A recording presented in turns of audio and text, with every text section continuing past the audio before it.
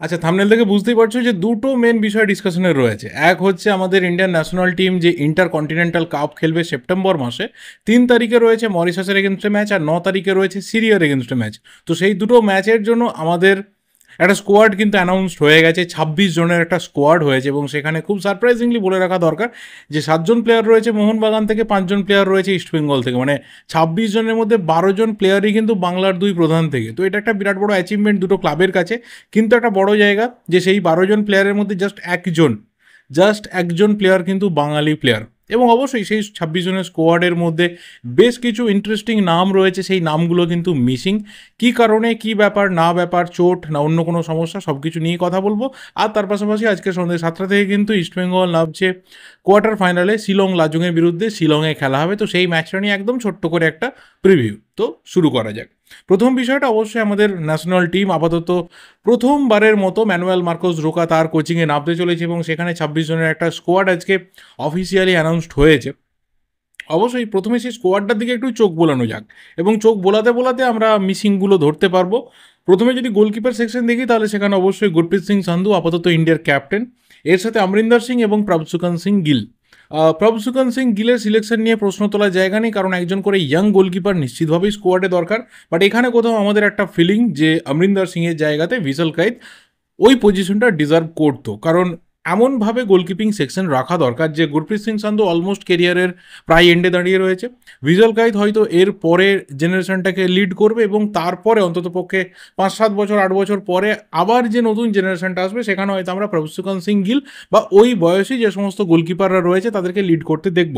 তো এইভাবে যদি গোলকিপিং সেকশনটাকে ডিস্ট্রিবিউট করা হয় 3টে প্লেয়ারের মধ্যে, সেটা ডিজার্ভিং হতো, এবং সেখানে আমার কোথাও পার্সোনালি মনে হয় যে অমরিন্দর সিংয়ের জায়গাতে অনেক বেশি করে ভিসল কাইত ওই পজিশনটা ডিজার্ভ করে। তো আমি অ্যাটলিস্ট গোলকিপার সেকশনটাতে ভিসল কাইতকে মিস করছি। ডিফেন্সের সেকশন যদি দেখি, তাহলে সেখানে অবশ্যই নিখিল পূজারি, রাহুল ভেকে, চিংলেনসানা, রোশন সিং নাওরেম, এই 4 জন বেঙ্গালুরু থেকে রয়েছে। এবং এখানে আমার কোথাও মনে হয় যে চিংলেনসানা সিংয়ের জায়গাতে যদি আইএসএল অনেক বেটার পারফরমেন্স করা ডিনপুইয়া থাকতো, আমার মতে সেটা অনেক বেটার সিলেকশন হতে পারতো। কারণ লাস্ট সিজনে জামশেদপুরের হয়ে ডিনপুইয়া কিন্তু মাচ বেটার পারফরমেন্স দিয়েছিল চিংলেনসানা সিংয়ের থেকে। এবং আমি অন্তত বলতে পারি যে যতজন ডোমেস্টিক ডিফেন্ডার খেলেছিল লাস্ট সিজনে আইএসএলে, তার মধ্যে টপ 3 ডিফেন্ডার কিন্তু ডিনপুইয়া ছিল। তো ডিনপুইয়ার কল না পাওয়াটা সিরিয়াসলি ওর জন্য ব্যাড লাক। এবং তার পাশাপাশি আরও একজন প্লেয়ার নর্থ ইস্টের আসির আখতার, এই প্লেয়ারটাও কিন্তু অসাধারণ পারফরমেন্স করেছে, আমরা জানি ডিফেন্সিভলি স্ট্রং থেকেছে। তো এই দুজনের মধ্যে যে কোনো একজন যদি কল পেত, আমাদের অন্তত বলার কিছু থাকতো না। বাট নিখিল পূজারি রাইট ব্যাকটা এমন একটা জায়গা না, মানে ইন্ডিয়ান ফুটবলে এই মুহূর্তে দেখতে গেলে খুব খুব ভালো ভালো বেশি রাইট ব্যাক আমাদের হাতে নেই লিটারেলি। তো সেই জায়গাতে নিখিল পূজারি বারবার চান্স পেয়ে যায়। কিন্তু আমার মনে হয় যে যেহেতু আশিস রায় স্কোয়াডে রয়েছে, সেখানে আশিস রায় অনেকটা প্রেফারেন্স পেতে পারে। রাহুল ভেকেও 19-20 পারফরমেন্সের মধ্যে থাকে। রোশন সিং নাওরেম থাকা মানে কিন্তু দুটো সাইড ব্যাকে অপশন থাকে। তার পাশাপাশি ডিফেন্সে আনোয়ার আলী রয়েছে, জয় গুপ্তা রয়েছে, আশিস রায় রয়েছে, শুভাশিস বোস রয়েছে, মেহতাব সিং রয়েছে। দেখো, আনোয়ার আলী আনডাউটেডলি এই মুহূর্তে ইন্ডিয়ার বেস্ট ডিফেন্ডার, ডাউট নেই। জয় গুপ্তা ইন্ডিয়ার ওয়ান অফ দ্য বেস্ট, বা আনডাউটেডলি এই মুহূর্তে ইয়াং প্লেয়ারদের মধ্যে বেস্ট লেফট ব্যাক। আশিস রায় রাইট ব্যাকে ফার্স্ট চয়েস হওয়া উচিত, কারণ ওর অ্যাটাকিং এবং ওর নিচের দিকে ট্র্যাক ব্যাক করে নেমে আসা ভীষণভাবে ইম্পর্টেন্ট। এবং নিখিল পূজারি, আশিস রায় দুজনেই কিন্তু ম্যানুয়েল মার্কোস রোকার আন্ডারে প্রচুর ম্যাচ খেলেছে। তো দুজনকেই খুব ভালো করে কিন্তু রোকা চেনেন। তো দেখা যাক কে ফার্স্ট চয়েস হয়। শুভাশিস বোস রয়েছে, মেহতাব সিং রয়েছে। মেহতাব সিংয়েরও সিলেকশন নিয়ে সিরিয়াসলি বলছি আমার একদমই ঠিকঠাক লাগছে না, কারণ মেহতাব সিংয়ের জায়গাতে আরও অনেক বেটার সেন্টার ব্যাকরা ডিজার্ভিং চয়েস থাকতে পারতো। সুরেশ মিতের মতো ইয়াং ডিফেন্ডার রয়েছে, আসির আখতারের মতো ডিফেন্ডার রয়েছে, তারা কিন্তু ইজিলি এই স্লটটা পেতে পারতো। মেহতাব রিসেন্ট টাইমে কিন্তু খুব একটা ইমপ্রেস করতে পারেনি ইন্ডিয়ান ফুটবল ফ্যান্সদেরকে। মিডফিল্ডে অবশ্যই সুরেশ সিং ওয়াংজাম রয়েছে, জিকসন রয়েছে, নন্দকুমার শেখর, মহেশ সিং নাওরেম, ইয়াসির রয়েছে, লালেং মামিয়া আপুইয়া রালতে রয়েছে, অনিরুদ্ধ থাপা, শাহাল আব্দুল সামাদ, লালিয়ান জোলা চাংতে, এবং অবশ্যই তার সাথে পুইটিয়া। প্রত্যেকটা মিডফিল্ড সিলেকশন নিয়ে আমাদের বলার কিছু নেই, কিন্তু এখানে আমি অন্তত পার্সোনালি ব্র্যান্ডনকে ভীষণভাবে মিস করছি। ব্র্যান্ডনের কোনো ধরনের ইনজুরি আছে কিনা সিরিয়াসলি জানা নেই, কিন্তু ব্র্যান্ডন এই টিমটাতে ভীষণভাবে দরকার ছিল। বল প্লেয়িং মিডফিল্ডার বা অ্যাটাকিং মিডফিল্ডার, সেই ক্ষেত্রে আমাদের হাতে সাহাল আব্দুল সামাদ আর কিছুটা অনিরুদ্ধ থাপা ছাড়া খুব একটা কিন্তু অপশনস নেই। তো সেই জায়গাতে ব্র্যান্ডনকে ভীষণভাবে মিস করব। অনেক বেশি করে ডিফেন্সিভ মিডফিল্ডার আমাদের রয়েছে, যেমন সুরেশ রয়েছে, জিকসন রয়েছে, আপুইয়া রয়েছে, তার পাশাপাশি পুইতিয়া রয়েছে, কিছুটা সেন্ট্রাল এবং কিছুটা হোল্ডিং রোল যদি অনিরুদ্ধ থাপাকে ধরা হয় সেই ক্ষেত্রে অনিরুদ্ধ থাপাও রয়েছে। তো আমি পার্সোনালি ব্র্যান্ডনকে মিস করছি, তবে ইয়াসির অনেক দিন পর ফিরে এসেছে, এটা একটা ইন্টারেস্টিং চয়েস। আর ডিফেন্সের ক্ষেত্রে আমরা অবশ্যই মিস করব সন্দেশ ঝিঙ্গানকে, এখনও অবধি কিন্তু তার ইঞ্জুরি সেরে ওঠেনি। ঠিক একইভাবে আমরা আশিক কুরুনিয়ানকেও মিস করব, ইঞ্জুরি থেকে ফিরে এসে খুব কম সময়ের জন্য ম্যাচ খেললেও কিন্তু আবারও তার হালকা একটা নিগিল হয়েছে এবং সেই কারণে তাকে স্কোয়াডের বাইরে রাখা হয়েছে বলেই মনে করা হচ্ছে। তো ইন্টারেস্টিং কিছু মিসিং তো নিশ্চিতভাবেই রয়েছে। এবং ফরওয়ার্ডে কিয়ান নাসিরি রয়েছে, এডমুন্ড লালেন্ডিকা রয়েছে, মনভীর রয়েছে, লিস্টন রয়েছে। মনভীর লিস্টন যে কোনো মুহূর্তে ফার্স্ট চয়েস হওয়ার মতো কোয়ালিটি রাখে। এডমুন্ড তার মধ্যে একটা আলাদা প্রমিস রয়েছে, এবং কিয়ান নাসিরি তাকে নিয়ে অনেক আলোচনা এতদিন ধরে হয়েছে যে কেন ন্যাশনাল টিমের কল কিয়ান পাচ্ছে না। তো কিয়ান কিন্তু ফাইনালি মেন স্কোয়াডে ঢুকেছে, তো তাকে নিয়ে ভীষণভাবে আমরা আশাবাদী। কিন্তু এই জায়গাতে আমার মনে হয় যে ফরওয়ার্ডে একদম টিপিক্যাল সেন্টার ফরওয়ার্ড ভাবতে গেলে ডেভিডের চয়েসটাও এখানে হয়তো ম্যাটার করতে পারতো, কিন্তু যেহেতু ফরওয়ার্ডের জায়গাতে একটু হলেও স্লটটা কম থাকে, তো সেই জায়গাতে হয়তো একটু স্যাক্রিফাইস আপাতত করতে হবে। But in future Edmund Lalrindika, Kiyan Nassiri এবং ডেভিড, এই তিনজনই ইন্ডিয়ান ফুটবলের ফরওয়ার্ড লাইনটাকে এগিয়ে নিয়ে যেতে পারে, এইটুকু এখন থেকে বিশ্বাস তৈরি হয়েছে। তো মোটামুটি আমি বলবো যে ফরওয়ার্ড লাইন ঠিকই রয়েছে। এখানে বিক্রম প্রতাপের মানে যে উপস্থিতিটা এতদিন ছিল, আমরা মিস করবো বিক্রম প্রতাপকে। বিক্রম প্রতাপ আরও একটা ইন্টারেস্টিং নাম, যে নামটা এই স্কোয়াড থেকে মিস হচ্ছে। তো উইংয়ে খেলতে পারে, সেন্টার ফরওয়ার্ডে খেলতে পারে, ভালো কোয়ালিটি, ফিজিক্যাল প্রেজেন্সটা ভীষণভাবে স্ট্রং রাখে ফরওয়ার্ডে। তো ঠিক আছে, চলো এইভাবেই কিন্তু হবে। কিছু কিছু নাম অনেক সময় মিস হয়ে যাবে, যখন স্কোয়াডটা 26 জনের, তো সেখানে আরও 2-3 জন নাম মিস নিশ্চিতভাবেই হবে। 30 জনের স্কোয়াড হলে হয়তো আরও কিছু নাম এসে যেতে পারতো। তো ঠিক আছে, ঘুরিয়ে ফিরিয়ে এইভাবে ইউজ হবে। আলটিমেট আমরা যেটা দেখবো সেটা হচ্ছে ন্যাশনাল টিমের ভালো পারফরমেন্স, কে খেললো না খেললো, আমার টিমের প্লেয়ার চান্স পেলো না, তোমার টিমের প্লেয়ার চান্স পেলো না, ডাজন্ট ম্যাটার। আলটিমেট দিনের শেষে যখন আমরা দেশের হয়ে খেলা দেখতে বসবো, তখন কিন্তু ক্লাব কনসেপ্টটা ভুলে যেতে হবে, এবং সেখানে যে প্লেয়াররা গেম টাইম পাবে, যে প্লেয়াররা সুযোগ পাবে, যে প্লেয়াররা দায়িত্ব পাবে, তাদেরকে আলটিমেট দেশের হয়ে কাজটা করতে হবে। এবং সেই জায়গাতে দাঁড়িয়ে আমরা দেখবো যে 3 তারিখে মরিশাসের বিরুদ্ধে ম্যাচ আর 9 তারিখে সিরিয়ার বিরুদ্ধে ম্যাচ, এই দুটো ম্যাচকে আমাদের প্লেয়াররা কীভাবে অ্যাপ্রোচ করছে, এবং অবশ্যই ম্যানুয়াল মার্কোস রোকা তিনি নতুন করে কি স্ট্র্যাটেজি নিয়ে আসেন এই দুটো টিমকে বিট করে ইন্টারকন্টিনেন্টাল কাপ চ্যাম্পিয়ন হওয়ার জন্য। তো এই স্কোয়াডটা নিয়ে তোমাদের কি কি মতামত রয়েছে অবশ্যই শেয়ার করে জানিও। আর লাস্ট বা দ্বিতীয় যে বিষয়টা রয়েছে সেটা অবশ্যই কিন্তু আজকে সন্ধ্যেবেলার ম্যাচ ইস্টবেঙ্গল নামছে শিলং লাজংয়ের বিরুদ্ধে। একটা বিষয় খুব অনেস্টলি বলে রাখা দরকার, যে এই যে ডুরান্ড কাপটা হয়ে গেল, সেখানে আমি খুব একটা শিলং লাজংয়ের ম্যাচ ইন ডিটেলসে দেখার মতো সুযোগ পাইনি। খুবই কম সময়ের জন্য দেখেছি এবং পরে কিছু হাইলাইটস দেখেছি। টিমটার মধ্যে ডেপথ রয়েছে এবং লোকাল ইয়াং প্লেয়ারদের ওপর বেস করে শিলং ভীষণভাবে একটা স্ট্রং টিম বানিয়ে রেখেছে, এবং সেটাতেই ওদের একটা বড় ভরসা যে ওরা ভালো কিছু করতে পারে। আর ঘরের মাঠে যখন খেলা হয়, মানে বুঝতে পারছো পুরো শিলংয়ের যে ফ্যান বেসটা রয়েছে, মানে শিলং লাজংয়ের যে ফ্যান বেসটা রয়েছে, সেটা কিন্তু উপস্থিত থাকবে ওদেরকে চিয়ার করার জন্য। কিন্তু ইস্টবেঙ্গলও পুরো শক্তি নিয়ে রয়েছে আপাতত। আনোয়ার আলী রেজিস্ট্রেশন এখনও অবধি হয়নি, মানে কালকে রাত্রির অবধি আপডেট ছিল যে হয়নি, জানি না কালকের মধ্যে হয়েছে কিনা।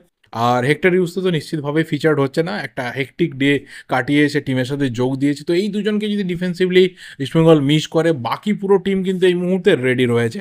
দেখো, কিছু উইকনেস তো অবশ্যই রয়েছে ইস্টবেঙ্গলের টিমটার ক্ষেত্রে, কারণ ডুরান্ড কাপে দুটো উইক টিমের এগেনস্টে খেলেছে।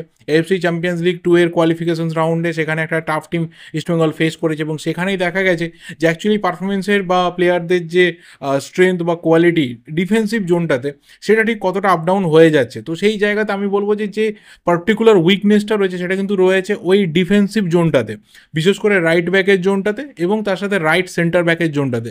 মানে ইন ডিটেলসে বলতে গেলে মোহাম্মদ রাকিব এবং লালচুং নুঙ্গা, এই দুটো জায়গাতে একটু হলেও উইকনেস রয়েছে। তো এই জায়গাটা যদি ওভারকাম করে ফেলতে পারেন কোয়াদ্রাত, তাহলে আমার মনে হয় না যে খুব একটা শিলং লাজংয়ের যে টিম রয়েছে সেটা স্ট্র্যাটেজির দিক থেকে বলো বা স্ট্রেংথের দিক থেকে বা স্কিলের দিক থেকে ইস্টবেঙ্গলকে খুব একটা টেক্কা দিতে পারে বা বেগ দিতে পারে। কিন্তু সবসময় ছোটো ছোটো টিমগুলোকে আমরা বলে রাখি যে পচা শামুকে যাতে বড় টিম পা না কাটে। আর শিলং লাজংয়ের এগেনস্টে খেলা, ইস্টবেঙ্গলের খেলা মানে সেই পুরনো ফেড কাপের দিন মনে পড়ে যায়, সেই পুরনো আই লিগের ডেজগুলো মনে পড়ে যায়। যে কিভাবে শিলংয়ের মাঠে শিলং লাজংকে হারিয়ে সেই ফেড কাপের স্মৃতি মোস্ট প্রবলি 2009, আমি যদি খুব ভুল না করি, বাইচুং ভুটিয়া মেহতাবের সেই গোল এবং ফেন্সিং ধরে সেই উল্লাস মনে পড়ে যায় এই ম্যাচগুলো ঘুরে ফিরে এলেই। তো কোথাও একটা বিরাট কিন্তু এক্সপেকটেশন রয়েছে ইস্টবেঙ্গল টিমটাকে নিয়ে, ইস্টবেঙ্গল জনতার, যে অন্তত পক্ষে শিলংকে হারিয়ে সেমিফাইনালে রিচ করবে এবং সেখানে সম্ভবত নর্থ ইস্ট বা আর্মি রেডের মধ্যে একটা টিম কিন্তু আসবে। অ্যান্ড দেখা যাক ফাইনালি কী হয়।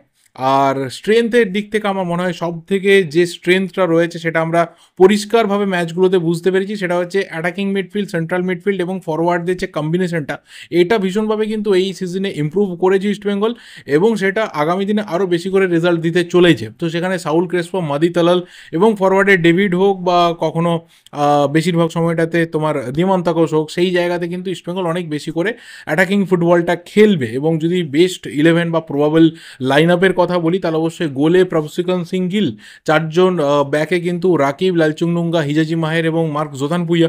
অনেক বেশি করে ডিফেন্সিভলি কোয়াদ্রাত কিন্তু হিজাজি মাহেরের ওপর ভরসা করে থাকবেন। তিনি নিশ্চিতভাবেই জানেন যে এই প্লেয়ারটা যে কোনো মুহূর্তে তাকে নকআউটের ম্যাচ বার করে দিতে পারে এবং সেই কোয়ালিটি অলরেডি সে শো করেছে এবং সেটা সুপার কাপে আমরা দেখেওছি। তো সেই জায়গাতে হিজাজির ওপর অনেকটা ভরসা রয়েছে এবং মার্ক জোথানপুইয়া এখনও অবধি যতগুলো ম্যাচ হয়েছে, আমি বলবো যে ইস্টবেঙ্গলের নতুন ইয়াং রিক্রুটগুলোর মধ্যে, মানে ইন্ডিয়ান রিক্রুটগুলোর মধ্যে আমি অন্তত সবথেকে বেশি ইমপ্রেসড হয়েছি মার্ক জোথানপুইয়াকে দেখে। কারণ এতটা কম বয়স এবং এমন একটা টিমে ছিল সেখানে খুব বেশি বিদেশি প্লেয়ারদেরও সাপোর্ট পায়নি এবং খুব বেশি ওকে নিয়ে কেউ আলোচনাও করেনি, কিন্তু ওই যে একটা মেন্টালিটি তৈরি হয়েছিল থাংবই সিংটোর আন্ডারে, যে কয়েকটা বাচ্চা বাচ্চা ছেলে 19, 20, 21-এর ছেলেগুলো যে ভালো ফুটবলটা খেলতে পারে, দেখিয়ে দিতে পারে, সেই মেন্টালিটি কিন্তু মার্ক জোথানপুইয়ার মধ্যে বিল্ড হয়েছিল। তো সেটা কোথাও ইস্টবেঙ্গলের হয়ে কিন্তু মার্ক অলরেডি মানে দেখাতে শুরু করেছে। তো সেই জায়গাটা আমার মনে হয় যে হিজাজি মাহের এবং মার্ক জোথানপুইয়া এই দুজনের উপর ডিফেন্সটা অনেক বেশি করে দাঁড়িয়ে থাকবে, কিন্তু রাকিব এবং লালচুংনুঙ্গা তাদেরকে অনেকটা ইম্প্রুভ করতে হবে আজকের ম্যাচে, অনেক বেশি করে কিন্তু নির্ভরতা দিতে হবে, আমাদেরকে ভুল প্রমাণ করতে হবে যে তারা ভালো ডিফেন্স করতে পারে এবং তারা ইস্টবেঙ্গলের মতো টিমটাকে ডিফেন্ড করে অন্তত পক্ষে ডিফেন্সে খুব একটা প্রবলেম আসতে দেবে না। মিডফিল্ড সেকশনে আমার মনে হয় যে জিকসন আজকে ফিরে আসতে পারে এবং জিকসনের ফিরে আসাটা ভীষণভাবে দরকার, এবং তার সাথে সাউল ক্রেসপো, অ্যাটাকিং মিডফিল্ডে মাদি তালাল, দুটো উইংয়ে নিশ্চিতভাবেই মাহেশ এবং নন্দা। মাহেশকে অনেকটা অফ কালার লেগেছে, এখনও অবধি মাহেশ যে সেই মহেশ আমরা পাইনি, বাট নন্দাকে দেখা গেছিলো যে আল্টিনাসিরের বিরুদ্ধে মাঠে নেবে, বুঝতে দেয়নি যে চোটের জন্য সে আগের দুটো ম্যাচ খেলেনি, অনেকটা সময় তাকে মাঠের বাইরে থাকতে হয়েছিল, রিহ্যাব করতে হয়েছে, ফিটনেসে ফিরে আসতে হয়েছে, বুঝতে দেয়নি, প্রথম থেকে কিন্তু ফুল দমে ছিল এবং একদম ফিফথ গিয়ারে গাড়ি ছুটিয়েছিল। তো সেটা নন্দার ওপরে আরও এক্সপেকটেশন রয়েছে যে এইখানে আরও বেটার ফুটবলটা নন্দা খেলতে পারবে, কিন্তু মহেশকে আরও জ্বলে উঠতে হবে। দেখা যাক সেন্টার ফরওয়ার্ডে কে শুরু করে, আমি অন্তত পক্ষে ডেভিডের ওপর বাজি রাখছি। পাহাড়ি ছেলে, পাহাড়ি এনভায়রনমেন্ট রয়েছে, তো সেই জায়গাতে দাঁড়িয়ে ডেভিড হয়তো আরও বেটার খেলার চেষ্টা করবে। আর যেহেতু গোল পাচ্ছে, পরপর গোল পেয়েছে, তো সেটাও কিন্তু ওকে কনফিডেন্স দিচ্ছে। ডুরান্ড কাপে গোল করেছে, তার সাথে এফসি চ্যাম্পিয়ন্স লিগ 2 এর কোয়ালিফিকেশন রাউন্ডে গোল করেছে, তো এটা কিন্তু ওকে একটা বুস্ট দেবে, একটা কোথাও জায়গা তৈরি করে দেবে, কনফিডেন্সটা বাড়িয়ে দেবে যে হ্যাঁ ভালো খেলতে পারে, এবং শিলংয়ের বিরুদ্ধে যদি ভালো খেলতে পারে তাহলে আরও বেশি করে লাইম লাইটের দিকে কিন্তু উঠে আসবে এবং টিমে একটা যে ওর জায়গা, সেই জায়গাটা কিন্তু নিজে তৈরি করতে পারবে। তো আমার কোথাও মনে হয় যে ফরওয়ার্ড লাইন একদম ইন্ডিয়ান কোর ফরওয়ার্ড লাইন থাকবে মাহেশ, নন্দা এবং ডেভিডের। তো বেঞ্চ স্ট্রেংথ তো ইস্টবেঙ্গলে এই মুহূর্তে স্ট্রং রয়েছে, যদি জিকসন স্টার্ট করে, সৌভিকের মতো প্লেয়ার বেঞ্চে থাকছে, ডিফেন্সে খুব একটা বেশি অপশনস এখনও অবধি থাকছে না। তবে প্রভাত লাগড়া টিমে ফিরেছে, তার ফিটনেস কোন লেভেলে রয়েছে তার উপরে বেশ করেও কিন্তু রাকিব না প্রভাত আজকের ম্যাচে কে হবে সেটাও দেখার বিষয় হবে। প্রভাত লাগড়া অনেক দিন নর্থ ইস্টে খেলেছে, তো ওই এনভায়রনমেন্টটাকে, ওই রিজিয়নটাকে খুব ভালো করে জানে যে কীভাবে ওই এনভায়রনমেন্টে পারফরমেন্স বার করে আনতে হবে। সো ওভারঅল অন্তত পক্ষে ইস্টবেঙ্গলের যে স্ট্রেংথ রয়েছে, টিমের যা কন্ডিশন রয়েছে, ফিটনেস যা প্লেয়ারদের রয়েছে, আমার মনে হয় না যে আজকের ম্যাচে খুব একটা অসুবিধা হবে। বাট হ্যাঁ, আবারও ওই কেকোয়াক তত্ত্বে আমি যাচ্ছি না ভাই, এর আগে অলরেডি এসব বলতে গিয়ে কাদা কাদা হয়ে গেছে। তো ঠিক আছে, চলো একটা ভালো উইন ইস্টবেঙ্গলের তরফ থেকে আমরা এক্সপেক্ট করছি, সেটা আমরা বাঙালি ফুটবল ফ্যান হিসেবে ডিজার্ভও করি যে ভালোভাবে ইস্টবেঙ্গল সেই ম্যাচটা জিতলো। আর একটা কথা বলে শেষ করতে চাই, সেটা হচ্ছে অনেকেই আশাবাদী আপাতত যে ডুরান্ড কাপের যে ফাইনাল ম্যাচগুলো, মানে দুটো সেমিফাইনাল ম্যাচ আর একটা ফাইনাল ম্যাচ, এই তিনটে ম্যাচ কলকাতাতে ফিরে আসতে পারে। আমরাও প্রে করছি যে সেই ম্যাচগুলো যেন ফিরে আসে, বাট হ্যাঁ, তার নিশ্চয়তা কতটা রয়েছে এখনও অবধি কিন্তু পাওয়া যাচ্ছে না। এখনও অবধি ডুরান্ড কর্তৃপক্ষ তারা তারা ফাইনাল সিদ্ধান্ত নিয়ে উঠতে পারেননি যে সেমিফাইনাল এবং ফাইনাল তারা কলকাতাতেই করবেন। যদি নিউট্রাল ম্যাচ হয় তাহলে নিশ্চিতভাবে হয়তো কলকাতাতে হতে পারে, বাট ইস্টবেঙ্গল মোহনবাগানকে নিয়ে রিস্ক কতটা ডুরান্ড কর্তৃপক্ষ নেবেন এখনো অবধি কিন্তু ক্লিয়ার না। ডার্বি হলে তো ফাইনালে আলাদা করে কিছু বলার নেই, যে সেখানে একটা রিস্ক ফ্যাক্টর কিন্তু বড় জায়গাতে থাকবে, কারণ সব কিছু কিন্তু এখনো অবধি ঠান্ডা হয়নি। তো যাই হোক, আমাদের একটা বড় আশা রয়েছে, আজকে সন্ধ্যে থেকে সেই আশা নিয়ে ম্যাচ দেখতে বসবো। আর আগামীকাল কিন্তু মোহনবাগান নামছে পাঞ্জাবের বিরুদ্ধে, কালকে সেই ম্যাচ নিয়ে কথা বলা যাবে। এই ভিডিওটা এই অবধি, ভালো লাগলে লাইক করো, শেয়ার করে যা যা ওপিনিয়ন্স রয়েছে অবশ্যই কমেন্ট করে জানাতে থাকো। দেখা হবে পরের ভিডিওতে। Till then subscribe the channel যদি নতুন হয়ে থাকো। Thank you and good by.